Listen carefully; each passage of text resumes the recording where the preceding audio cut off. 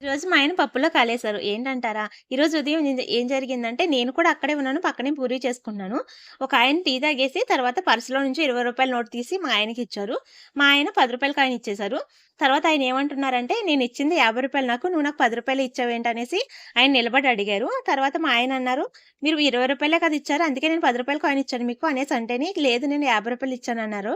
ఇంకా తర్వాత మా ఆయన ఇంకా ఏం చేసేది లేక ఆయనకి రూ. 40 అయితే ఇచ్చేసారండి. రూ. 40 ఇచ్చేసి ఆయన వెళ్ళిపోయిన తర్వాత కాసేపుండి తర్వాత ఆలోచించుకొని, ఈయన నాకు రూ. 20 ఇచ్చినట్టు గుర్తు, రూ. 50 ఇచ్చినట్టయితే అసలు గుర్తులేదు నాకనేసి సీసీ కెమెరా చెక్ చేయమన్నారు. ఒకసారి చెక్ చేస్తే అప్పుడు తెలిసింది.